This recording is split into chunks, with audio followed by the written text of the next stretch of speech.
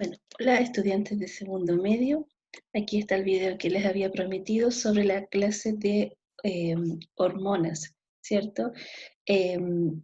Vamos a partir, ¿cierto? Recordando que el sistema encargado de producir las hormonas es el sistema endocrino.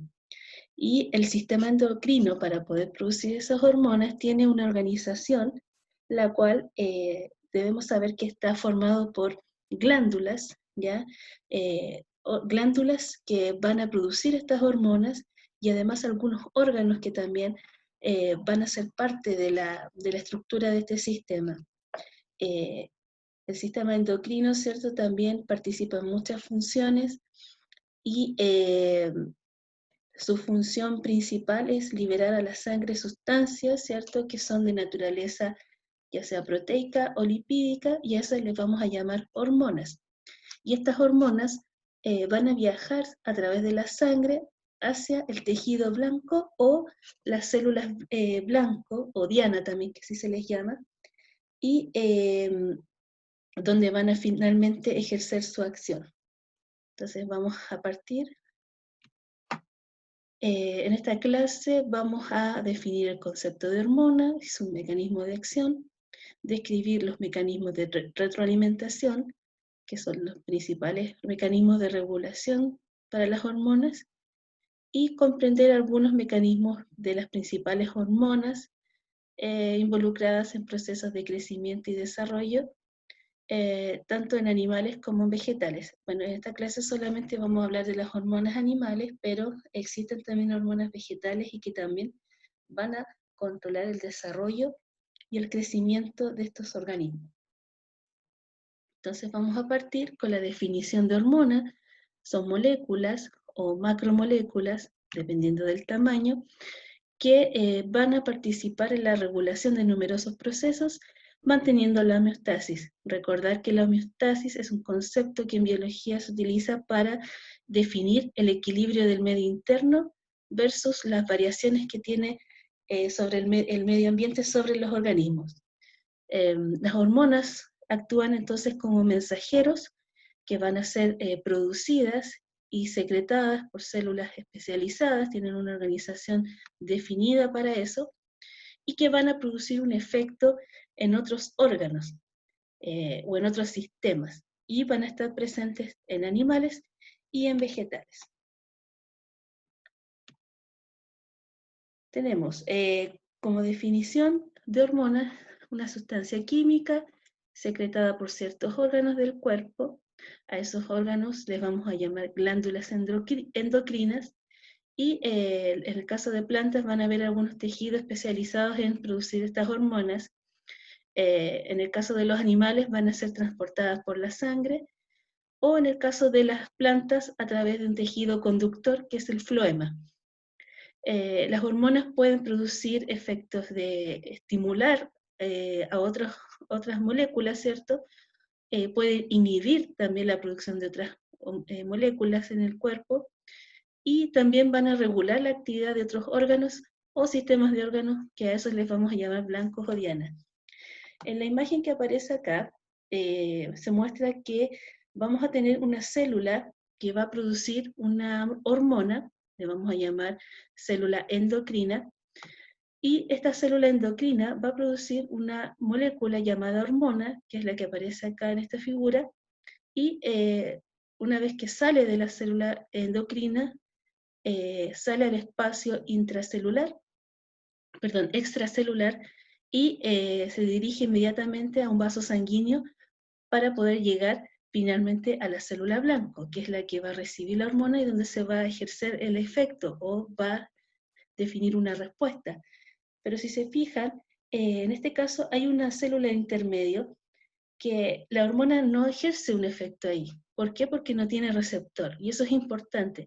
Las células que van a recibir la hormona deben tener algo que las ayude a captarla. A eso le llamamos receptores de membrana. Y en este caso, la tercera célula es la que tiene el receptor, por lo tanto, es allí donde la hormona recién va a actuar. Por lo tanto, al no tener receptor, no se une la hormona y no vamos a tener respuesta en este caso. Y bueno, esa respuesta se va a traducir en un efecto fisiológico.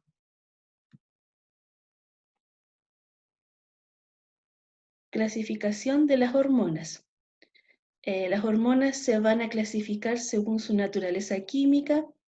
Las podemos clasificar en dos grandes categorías, que son las hormonas proteicas, que están constituidas, ¿cierto?, por aminoácidos, que son las unidades básicas de las proteínas, y van a estar las que son de origen lipídico o también llamadas esteroidales.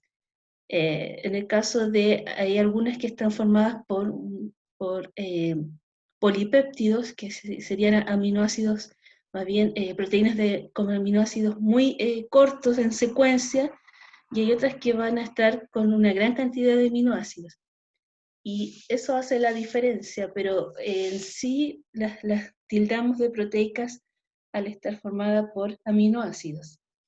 Y los esteroides, las hormonas esteroidales, van a estar formadas, ¿cierto?, por ácidos grasos, que son la unidad básica de los lípidos.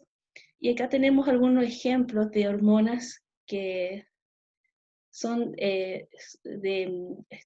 hormonas conocidas, y aquí aparece su origen químico, su naturaleza química. Por ejemplo, la progesterona, los estrógenos, ambas hormonas son parte de hormonas que tenemos, ¿cierto?, las mujeres, y que definen, por ejemplo, los caracteres sexuales secundarios. Y en el caso de los varones, la testosterona, que es una hormona que también define las características sexuales secundarias en varones. Ahí hay que hacer también la aclaración que los varones y las damas ambos producen testosterona. La diferencia está en la concentración. Los varones producen mucho más testosterona que las damas, y eso hace la diferencia. Y los estrógenos también los varones tienen, pero en muy baja cantidad, ¿ya? Entonces acá aparecen hormonas que son derivadas de polipéptidos, ¿cierto? La hormona del crecimiento, como su nombre lo dice, esta hormona regula el crecimiento en los individuos, y las gonadotrofinas, que son unas especies de hormonas que van a actuar sobre otras, en este caso sobre las gónadas. Y en este caso las gonadotrofinas más conocidas son la FSH y la LH. La FSH es la hormona folículo estimulante, y la LH la hormona luteinizante. Ambas actúan en varones y en damas, ¿ya? Derivados de aminoácidos tenemos las hormonas tiroideas, la más conocida, la tiroxina, que la tiroxina es una hormona que también participa en el metabolismo energético en los animales. Entonces, vamos a tener que las hormonas en animales proceden de glándulas endocrinas que van a vertir su contenido a la sangre.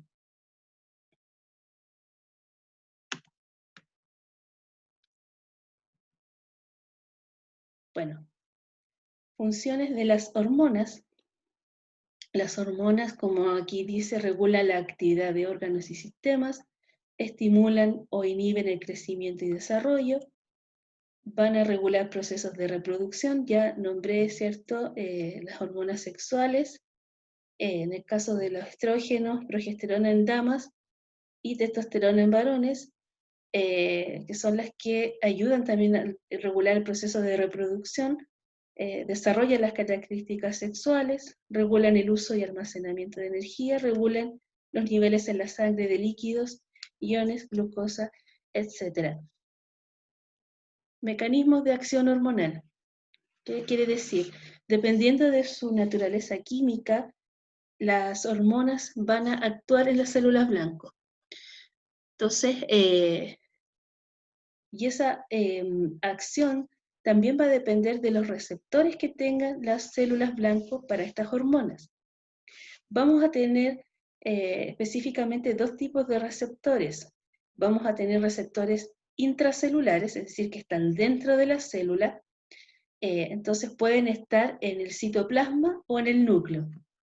Entonces, acá tenemos un esquema, ¿cierto?, que representa una parte de la célula donde se ve delimitado estas partes, y en la membrana celular o la membrana plasmática es la primera barrera que tiene una célula con su medio externo versus el medio interno, y en este caso van a haber receptores intracelulares, no van a estar ubicados en la membrana, sino que hacia el interior, hacia el citoplasma, o algunos pueden estar incluso en el núcleo.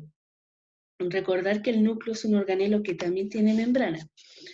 Y vamos a tener los otros receptores que están integrados a la membrana. En este caso, están insertos en la membrana plasmática. Entonces, ahí tenemos los dos tipos de receptores. Ejemplos de hormonas que, por ejemplo, para ejercer su efecto, se unen a un receptor intracelular, serían las hormonas esteroidales y tiroideas. Y hormonas que se unen a receptores en la membrana plasmática de la célula blanco serían las hormonas peptídicas y las hormonas proteicas. Entonces, veamos el caso de los receptores que están intrínsecos en la membrana o adentro de la membrana. Estos receptores justamente se unen a hormonas proteicas. Si se fijan, el receptor con la hormona proteica tienen sitios de unión que son complementarios, al igual que las piezas de un rompecabezas. Pueden unirse solamente, el receptor se une a una hormona específica, no recibe a otra que no tenga el mismo sitio de unión. Entonces, estas uniones bien son muy específicas. Entonces, al unirse se forma un complejo hormona-receptor, y eso a su vez activa una cascada de reacciones bioquímicas en las cuales participa el ATP. El ATP es el adenosintrifosfato, una molécula energética que producen las mitocondrias, y acá vemos la utilidad también que tiene esta molécula para poder hacer que la hormona ingrese a la célula blanco. Bueno, este ATP se descompone en AMP cíclico, y al descomponerse libera energía, y eso a su vez activa a otra serie de moléculas. Por ejemplo, acá aparece una enzima que es activada gracias a esta reacción, y la hormona recién va a producir el cambio.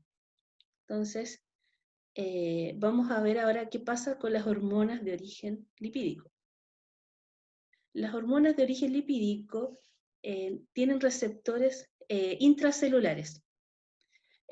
Las hormonas lipídicas, al tener una naturaleza química muy similar a la membrana plasmática, recuerden que la membrana plasmática de la célula está formada por una bicapa de fosfolípidos. Fosfolípidos químicamente es muy similar a un lípido o un esteroide. Por lo tanto, las hormonas esteroidales difunden por la membrana. Pasan fácilmente, no necesitan un receptor en la membrana. A su vez, el receptor para ellas va a estar en el núcleo o en el citoplasma, dependiendo de la hormona que se trate. Entonces, si uno quisiera comparar el tiempo que se demoran en actuar las hormonas según su naturaleza química,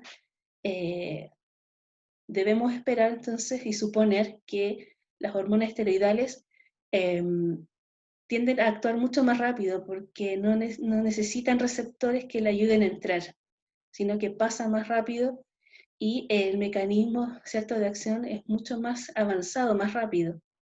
En cambio, las hormonas proteicas necesitan unirse a un receptor en la membrana. Recuerden que las hormonas vienen viajando por la sangre, llegan a la célula blanco, y si la hormona es proteica, en este caso la T4, que es una hormona tiroidea, la tiroxina es la hormona T4, fíjense que entra ahí y se desarrolla una cascada de reacciones, ¿cierto? Y finalmente llega a su blanco para después producir el efecto fisiológico. No vamos a entrar más en detalle, pero quiero que entiendan que el mecanismo de acción va a depender de la naturaleza química de la hormona, y para las hormonas esteroidales o lipídicas, los receptores están son intracelulares, pero en el caso de las hormonas proteicas tienen receptores en la membrana plasmática. Ahora, ¿cuáles son los sistemas de autocontrol que debes conocer? Bueno, el sistema nervioso y el sistema endocrino funcionan complementariamente, son dos sistemas que están muy relacionados. El sistema endocrino se regula también a través del sistema nervioso. Entonces acá vemos en este esquema que el sistema nervioso central, cuando se necesita la producción de una hormona, activa a la glándula primordial, ¿cierto?, del sistema endocrino, que es el hipotálamo, ¿ya?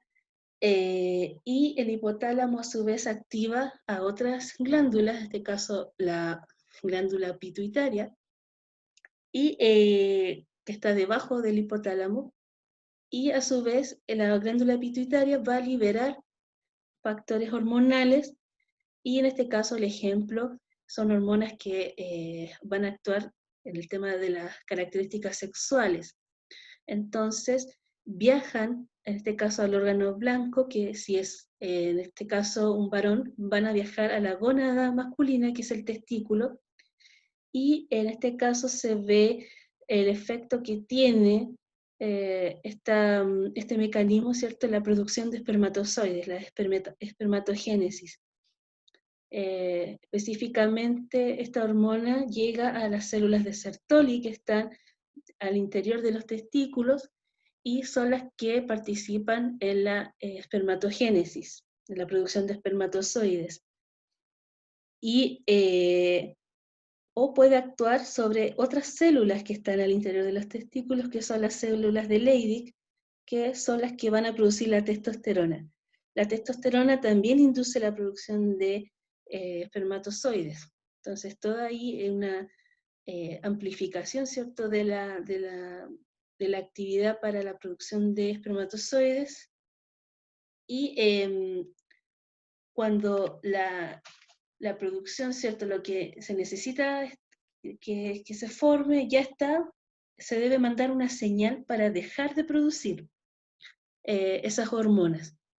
Entonces, a esto le llamamos mecanismo de autocontrol, de regular, porque la idea es que una vez que se produce el efecto, la hormona llega a la célula blanco, se ejecuta la respuesta, y una vez que la respuesta ya se ejecutó, no debe seguir produciendo esa hormona. Entonces se debe mandar una señal a donde se inició todo, es decir, una señal negativa para que no se produzcan más hormonas si ya se cumplió la función. Ahora, hay algunas alteraciones hormonales que puede que haya una desregulación aquí, una falta de comunicación entre los neurotransmisores, que son los que conectan, ¿cierto?, el sistema nervioso con los otros sistemas. Entonces acá vemos los signos menos y más. El signo menos se refiere a una acción inhibitoria, es decir, dejar de producir, y el signo más, una acción estimuladora, es decir, inducir la producción de algo. Entonces, en este caso, de la producción de hormonas, producción de células sexuales o gametos, en el caso de los varones, va a estar regulado a su vez por el sistema endocrino y además por el sistema nervioso central. En el caso de las mujeres es el mismo mecanismo, solo que las gónadas serían los ovarios, ¿ya? Entonces acá tenemos estas dos hormonas. Si es el caso femenino, aquí debería ser ovarios, ¿cierto? Y el tejido, ¿cierto?, que va a producir los ovocitos. Es el mismo mecanismo. ¿Cómo le llamamos a este mecanismo de autocontrol? Feedback negativo. ¿Para qué sirve? Para mantener constantes los niveles plasmáticos hormonales. Niveles plasmáticos se refieren en la sangre. Ya acuérdense que las hormonas circulan por la sangre, ya que el exceso de una hormona va seguido de una disminución en su producción y viceversa. El objetivo del feedback negativo es mantener la homeostasis corporal, el equilibrio del medio interno. no puede haber sobreproducción de hormona porque las células blanco van a estar siempre estimuladas y ejercer siempre una respuesta. Entonces, feedback negativo es una forma de mecanismo de regulación de la producción de hormonas, o también en español se conoce como retroalimentación negativa. Ahora, ¿qué pasa en esta situación? Vemos que aparece el hipotálamo, ¿cierto? Que es una estructura de nuestro cerebro. Abajo del hipotálamo se encuentra la hipófisis. Fíjense que acá hay neuronas que conectan estas dos glándulas, y en este caso, esta es la fisiología de la lactancia. Cuando, ¿cierto?, un bebé ya nació, viene el proceso de alimentación, proceso de lactancia materna, y que el bebé se coloque, ¿cierto?, su boca en el pezón de su madre. Eso, al succionar, se estimula, fíjense lo que dice la flecha, el acto, ¿cierto?, de la succión, ¿cierto?, va a estimular a través del cuerpo de la madre, ¿cierto?, va a llegar al hipotálamo de la madre, y eso va a activar a las neuronas que conectan, en este caso a la hipófisis anterior. La hipófisis se divide en 3 segmentos. En este caso vemos que la anterior se activa, y la hipófisis anterior produce una hormona que se llama prolactina. Prolactina es la hormona que estimula la producción de leche. Entonces, la prolactina se produce en la hipófisis anterior en el cerebro de la madre y viaja por la sangre, ¿cierto?, por las arterias, sigue el recorrido hasta la glándula mamaria, y eso hace que las glándulas mamarias produzcan leche y a su vez salga por el pezón de la madre. Reflejo de eyección. Entonces, cada vez que el bebé, por ejemplo, succiona, cuando tiene hambre, ¿cierto?, va a estimular inmediatamente la producción de la hormona prolactina. En este caso aparece, bueno, hay otra, el lactógeno placentario es un factor, una molécula que en la placenta también va a estimular la producción de prolactina, ¿ya? Y aquí aparece la oxitocina, que es una hormona que produce la hipófisis posterior, y la hipófisis posterior produce esta hormona de oxitocina, y la oxitocina es la que estimula las contracciones uterinas. Fíjense que esto pasó antes del parto, pero la oxitocina, como tiene un efecto de estimular la contracción, también ayuda a que las glándulas mamarias saquen la leche. Entonces, la lactancia materna sería una combinación de 2 hormonas, la prolactina más la oxitocina. En este caso, ¿sería un ejemplo de feedback negativo? Piensen que a medida que el bebé más succiona, más leche se debe producir, por lo tanto no se condice con lo anterior. Claramente eso sería lo contrario al feedback negativo o retroalimentación negativa, debería ser feedback positivo. Si se fijan, cuando se necesita más hormona, hay que producir más. Aunque debo decir que esto es en un inicio, porque en algún momento, ¿cierto?, el bebé deja de succionar y ya no existe el efecto estimulante, y debe dejar de producirse la prolactina, ¿cierto? Al principio podemos hablar de una sobreproducción por lo que se necesita, pero finalmente debe haber después la inhibición, ¿cierto?, de estos productos, ¿ya? Entonces tenemos que el feedback positivo va seguido, la secreción hormonal va seguida de una mayor estimulación al tejido que la produce aumentando su concentración. ¿Cuál es el objetivo del feedback positivo? Es producir un cambio, romper la estabilidad de la homeostasis corporal, pero eso también no puede ser duradero. Entonces, se sabe que puede partir como retroalimentación positiva, pero finalmente el mismo sistema, el mismo organismo se regula a sí mismo. Por lo tanto, debería haber después una retroalimentación negativa. Y aquí dice, la mujer existen ambos sistemas de retroalimentación. ¿Ya? En este caso, el ejemplo del hipotálamo produce las gonadotrofinas que van a actuar a la hipófisis anterior, y la hipófisis anterior produce la hormona luteinizante y la hormona folículo estimulante.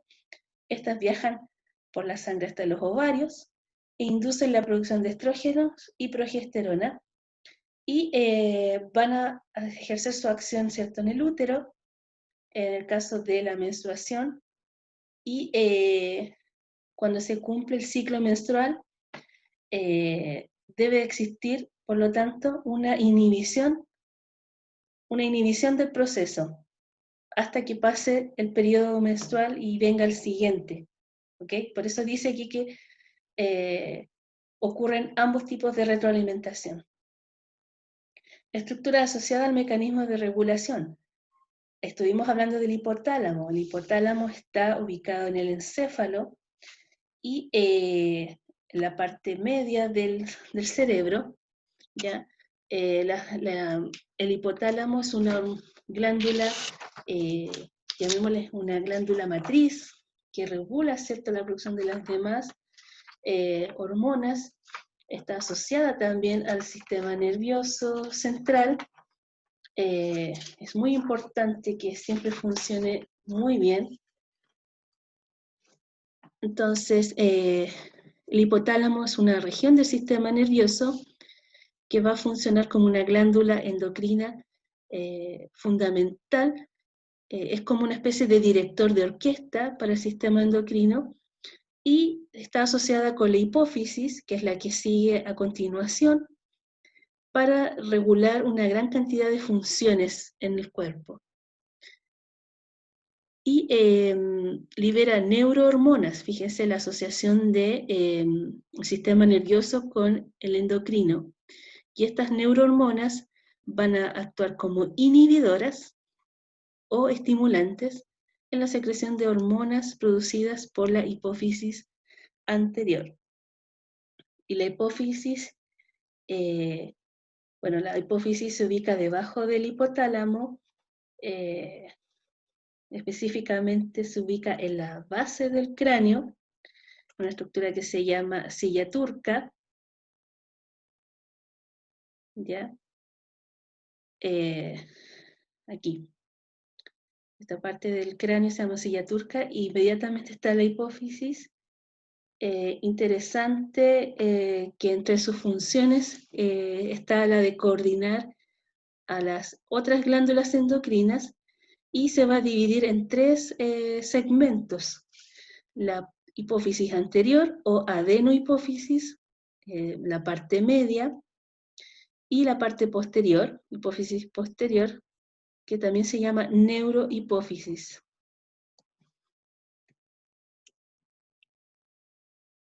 Acá está la adenohipófisis, el lóbulo anterior. ¿Qué hormonas se producen ahí? Bueno, la hormona de crecimiento, la prolactina, que ya la vimos, la hormona estimulante de la tiroides, o TSH, la hormona estimulante de la corteza suprarrenal, o corticotrofina. La corteza suprarrenal está ubicada sobre los riñones. Hormonas gonadotrofinas, entre ellas la hormona luteinizante, LH, y la hormona folículo estimulante. Acá las siglas de las hormonas están en inglés. Entonces, después tenemos la neurohipófisis o lóbulo posterior. ¿Qué hormonas se producen ahí? Bueno, aquí se produce la hormona ADH, la hormona antidiurética o vasopresina, y la oxitocina. En la neurohipófisis, recordar que solo produce dos hormonas, la ADH y la oxitocina. En cambio, las otras hormonas se producen en la adenohipófisis.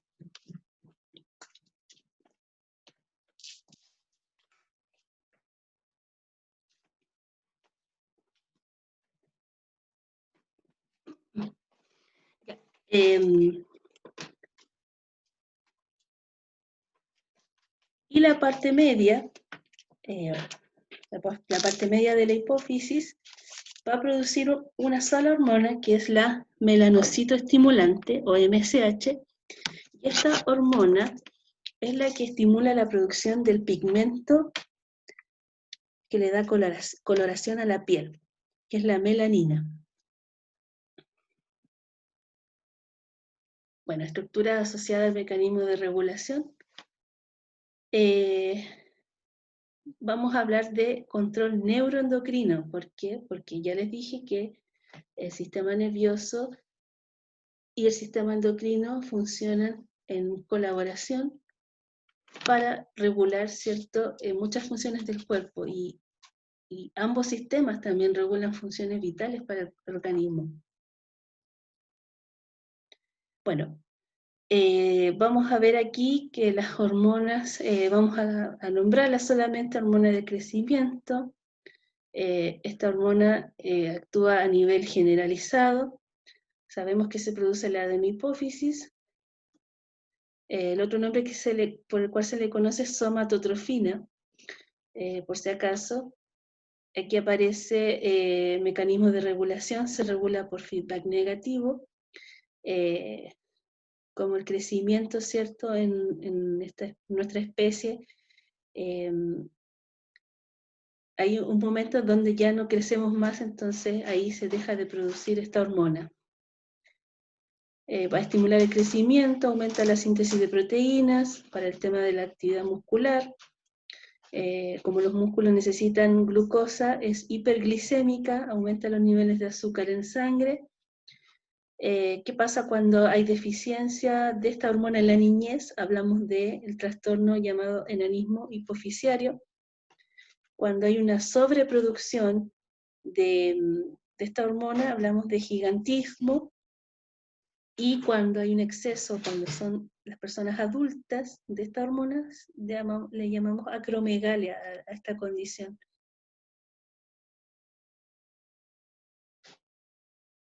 Acá, bueno, vamos a ver estas imágenes para ver si se entendió a qué corresponde. Acromegalia es cuando hay una sobreproducción de la hipersecreción de la hormona de crecimiento en estado adulto, y las características de las personas con acromegalia es que crecen los tejidos blandos, y por eso que los efectos se notan más bien en la nariz, en las orejas, en los tejidos blandos es donde se nota ese efecto, porque como es en la adultez, los huesos ya no crecen más, entonces lo que crece son otros tejidos. Cuando no hay producción de esta hormona, tenemos los casos, ¿cierto?, lo contrario, hiposecreción o baja secreción, enanismo, ¿ya? Acá vemos ese ejemplo. Y el gigantismo, que es una sobreproducción, ¿cierto? Pero en este caso desde que la persona es niña o niño. Las hormonas tiroideas, tenemos en este caso dos, la tiroxina o T4 y la T3 o triiodotironina. La tiroxina es la forma activa de la triiodotironina. Si se fijan, en este caso el 3 y el 4 indican los átomos de yodo que tiene la hormona. Si la hormona tiene 4 átomos de yodo en su estructura, es tiroxina. Si tiene 3 átomos de yodo, es triiodotironina. La triiodotironina es la forma inactiva, es decir, la tiroides va a producir primero T3 y cuando se le anexa otro yodo, que ese se consume en la dieta, pasa a transformarse en tiroxina y de ahí sale a la sangre cuando se necesita. Por lo tanto, la tiroides siempre tiene una reserva y esa siempre T3. Cuando la tiroxina ya tiene cuarto átomo de yodo recién se activa y puede salir a donde se necesite. La produce la tiroides, que es una glándula que está en la zona de la garganta, está sobre la tráquea, ¿ya? Órgano blanco, bueno, las hormonas tiroideas participan en el metabolismo energético, por lo tanto va a actuar en todo el cuerpo. También se regula por feedback negativo, efecto aumento del metabolismo basal, importante para la producción de calor, aumenta el desarrollo y maduración del sistema nervioso. ¿Qué pasa cuando los niños tienen deficiencia de esta hormona? Bueno, aparece la condición llamada cretinismo. Cuando la deficiencia se da en el caso de adultos, hablamos de mixedema. ¿Y qué pasa en el exceso? Bueno, se ha reportado el exceso de producción de esta hormona en estado adulto, y eso le llamamos bocio exoftálmico. Entonces las hormonas tiroideas se regulan por feedback negativo. Una vez que ejerce la acción, el hipotálamo produce la TSH, la hormona tiroestimulante, y la hormona tiroestimulante va a llegar finalmente a la tiroides para que, ¿cómo se llama? La tiroides produzca la tiroxina, y la tiroxina ejerce su efecto. Cuando son muy altos los niveles, debe haber una inhibición de la producción. Se le manda la señal a través de neurotransmisores al hipotálamo para que deje de producir la hormona. Eso en el caso normal. Acá tenemos en esta tabla, ¿cierto?, las causas de las tres condiciones que vimos y los signos. ¿Ya? Ahí aparecen las características, ¿cierto?, de cada uno de los trastornos de las hormonas tiroides, con su respectiva fotografía. Las hormonas sexuales, bueno, se regulan por feedback negativo, función, desarrollo de los caracteres sexuales primarios y secundarios. En el caso de las damas, tenemos los estrógenos y la progesterona, que van a ser producidos en los ovarios, pero recordar que están las gonadotrofinas que se producen acá, ¿cierto?, en el hipotálamo.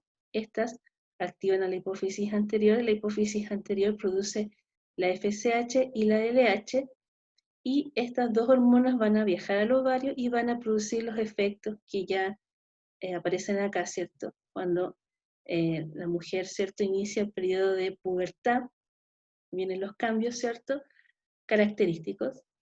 Y en el caso de los varones, bueno, el hipotálamo activa a la hipófisis anterior, como por gonadotrofinas que activan la producción de FSH y LH, y estas viajan a los testículos.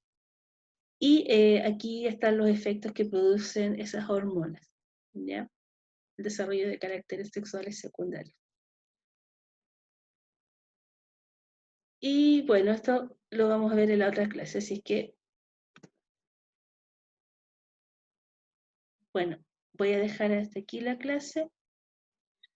Espero haberles ayudado un poquito más con la explicación del Power de hormonas, y lo voy a subir, ¿cierto?, a donde ustedes ya saben. Que tengan un lindo día. Muchas gracias.